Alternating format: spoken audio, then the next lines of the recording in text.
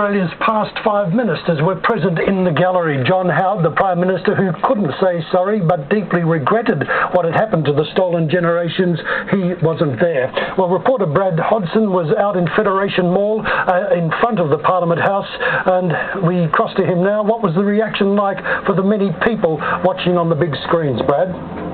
Well, Paul, here on the lawns between Old Parliament House and New Parliament House, there really was a sense of the history of today. It was an amazing thing to see. Thousands of people crowded around screens that have been set up here, you can see them behind me, to watch Mr Rudd deliver those historic words. And when he did say sorry, there were cheers and there were tears. The emotion of the moment got to many people who travelled from all over the country just to be here to represent members of the stolen generation who couldn't make it themselves.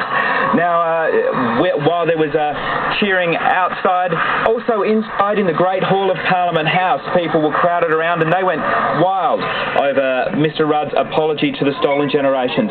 There was a very different reaction to the opposition leader's speech when he spoke about the white settlement. In fact, people here on the lawns, and I'm told across the country, turned their back on the opposition leader.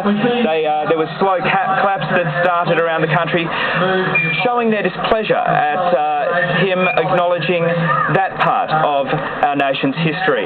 Now, speaking to some of the people who had come down today was an amazing experience. As I say, there were people here who were not only members of the stolen generation, but they represented members of their family who couldn't make it down.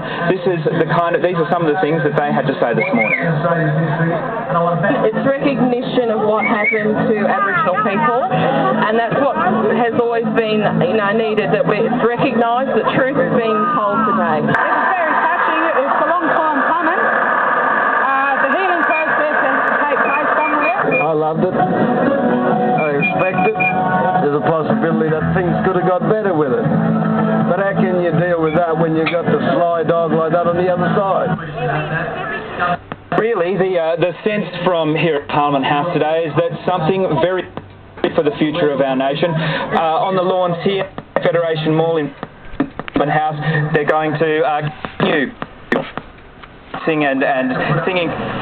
Well, we seem to have lost Brad there, but thank you, Brad Hodson, reporting from Canberra. And people right across the nation stopped to watch Kevin Rudd deliver the apology.